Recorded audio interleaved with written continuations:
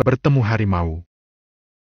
Paidi adalah seorang pemuda yang tampan dan sederhana, aktif dalam kegiatan di masyarakat, suka tirakat.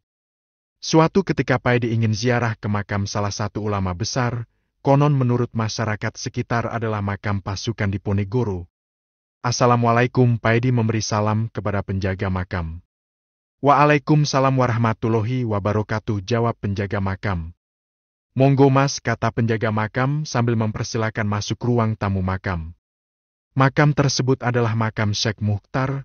Makam tersebut berbentuk kuncup, di mana di tengah ada makam yang dikelilingi dinding yang terbuat dari kayu. Di terasnya juga sama terbuat dari dinding kayu. Di pintu masuk halaman ada musola kecil dan bangunan berbentuk persegi seperti pos satpam. Mas dari mana? Tanya penjaga makam kepada saya. Iya Pak, maaf, perkenalkan, saya Paidi dari Desa Rejo. Saya pun akhirnya memperkenalkan diri. Ramai Pak ya orang ziarah di sini? Tanyaku selanjutnya. Kalau malam Jumat ramai mas, kalau hari-hari biasa ya ada saja 1-2 orang, jawab Pak penjaga makam. Maaf Pak, dengan Bapak siapa ya? Kalau boleh kenalan, sudah kesini kalau belum kenal kok nggak enak rasanya. Tanyaku sambil tertawa santai.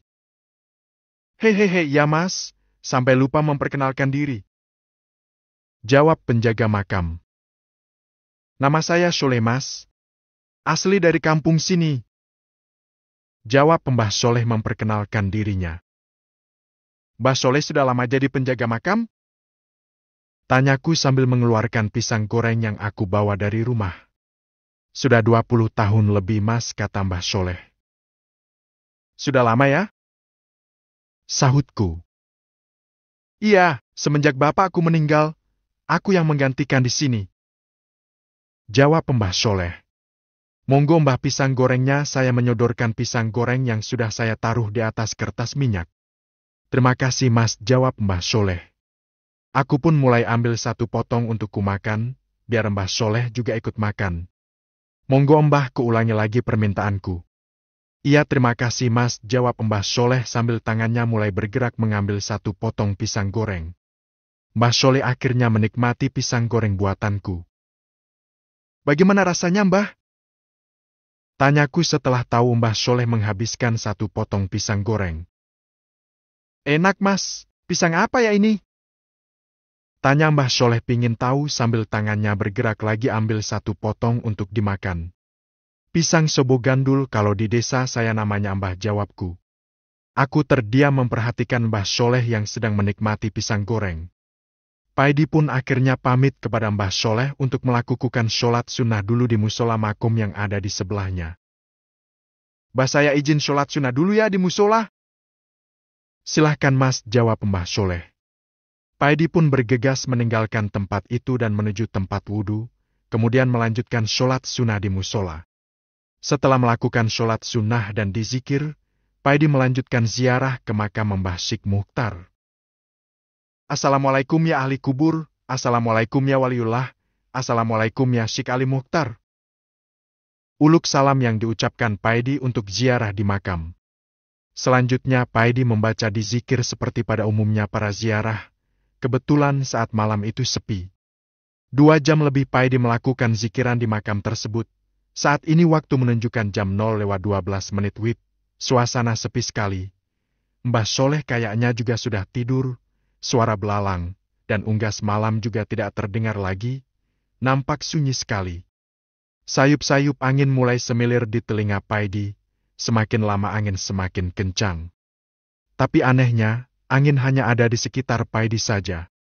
Paidi merasakan pohon-pohon di pinggir makam tampak tenang tak bergoyang, tapi Paidi merasakan angin sangat kencang di sekitar Paidi, bahkan rambut Paidi pun terasa tertiup angin yang kencang sekali.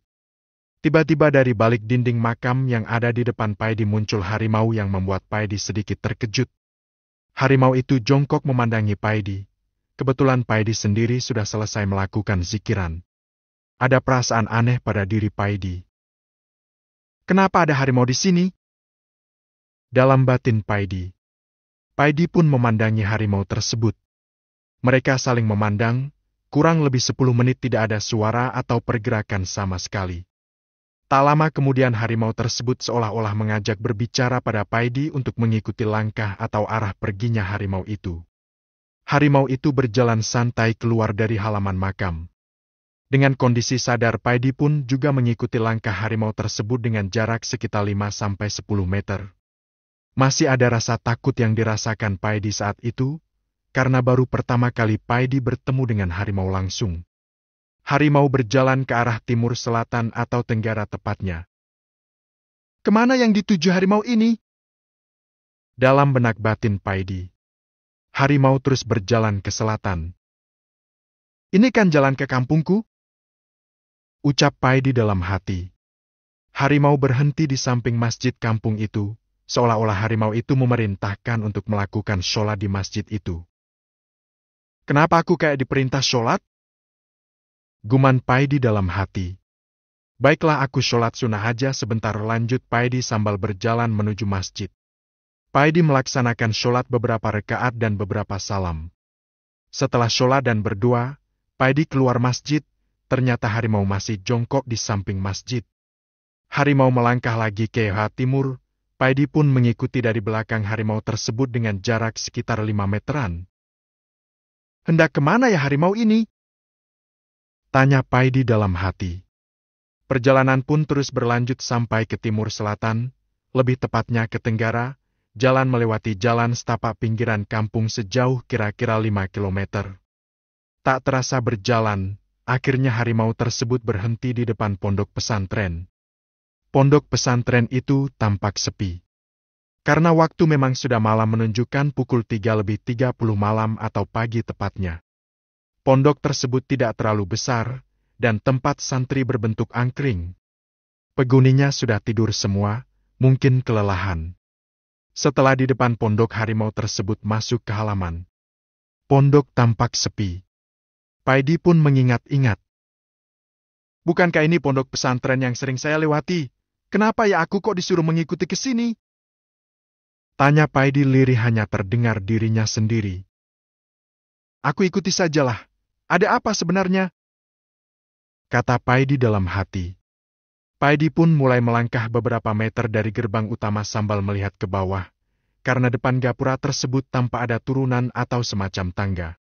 Saat melihat tempat terakhir harimau tadi, Paidi melihat sudah tidak ada lagi harimau itu.